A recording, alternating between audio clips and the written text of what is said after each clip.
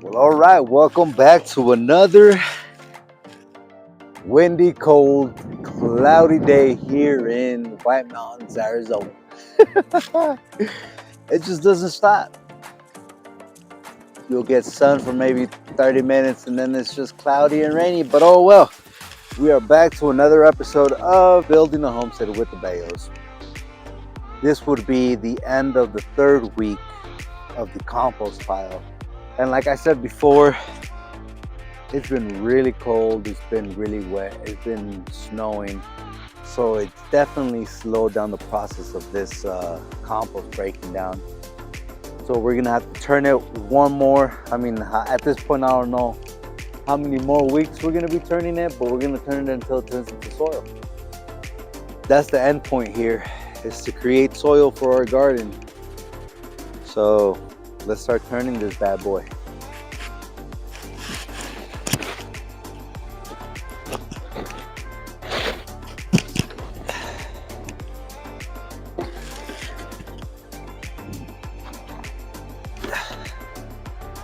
Alright, let's see. Alright, so it's breaking down nicely for sure. As you can see deep inside there, it's breaking down nicely. It's turning into that black, rich soil that we want. It's not just giving it the right amount of time for it to, really break down. I was given some advice by one of the YouTube followers or subscribers, and they asked me how come I don't put a pipe in here for it to ventilate. So, great idea. Got my pipe right here. I'm gonna go ahead and drill some holes into it.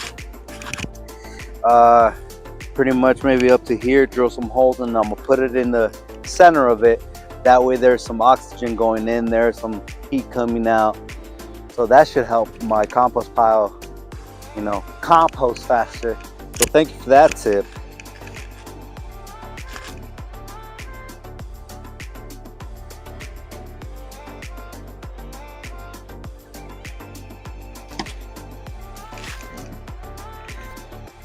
Question is, should I put it up or should I put it like this so that the bottom can get some oxygen too? Yeah, we'll do it this way.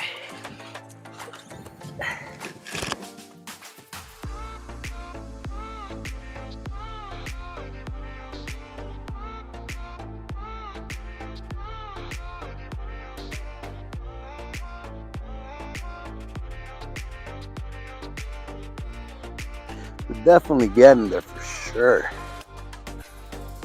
Let me see if I can. Look at that.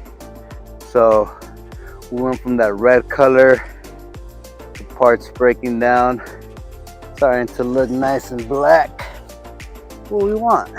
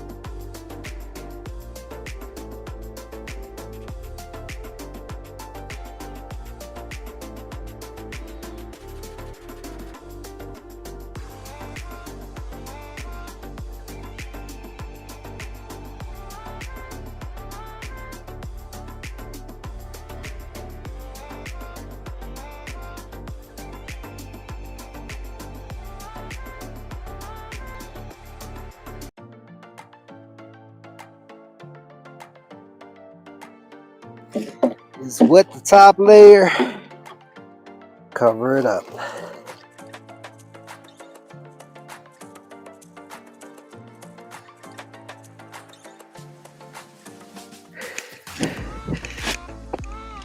Simple as that. This is gonna be the beginning of the third, or the beginning of the fourth, end of the third. As you can see, it's almost there, but not really. If only we got super hot temperatures or super sunny days, it will speed up. But for now, we're gonna take it as it goes. Like I said, I'm gonna go ahead and take you down the journey until this actually turns into workable soil, so that maybe this can help you out.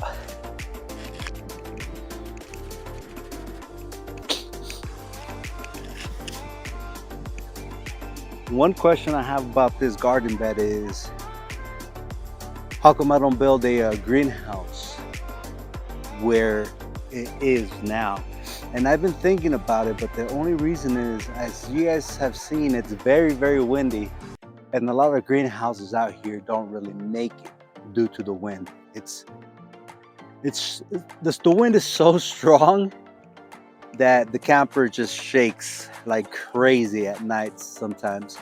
So the only other option I could think of, that maybe if just doing an open garden doesn't work, is doing a tunnel garden, a high tunnel, and that's just making an arch from each end to the other side, and then just, you know, covering it with some greenhouse plastic, and see if that holds up, or see how long that holds up. What I'm thinking is that if I build it small, the wind should not be able to do much to it. But if I build a big type of structure, that's definitely gonna put a stop to that. So I'll keep that in mind, but for sure, I'm gonna try out to see if this works out first, and if it doesn't, then I'll go ahead and do the high tunnel one. Another question I was asked was, why am I putting pine needles in the garden?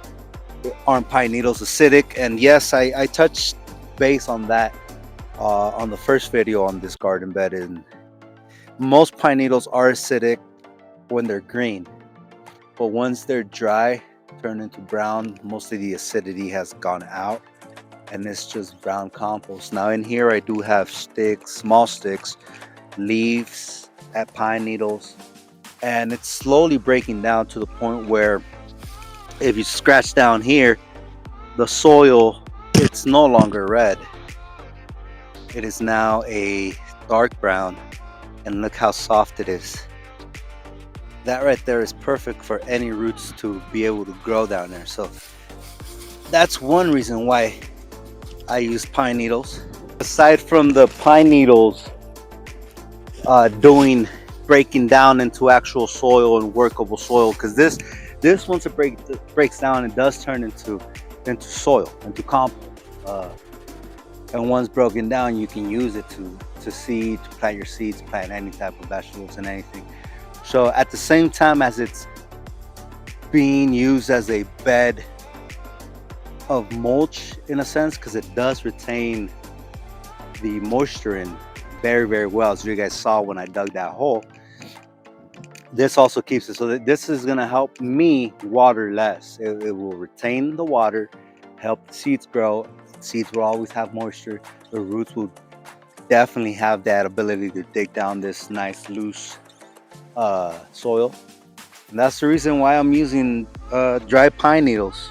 And again, these were free. These were picked up from a landscaping job that I did. So this pine needle stuff was free. Just going back into my garden, back onto the earth, to give it some minerals.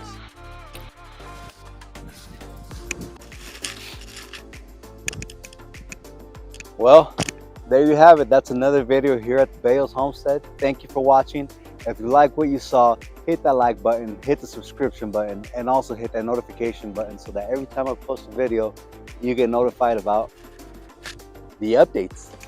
Again, I hope you enjoyed it. I hope all the information that I brought into this garden can somehow help you and yours to build and start your own garden back at home. If so, let me know by hitting that like button. All right, have a great rest of your day. and see you next time. Peace.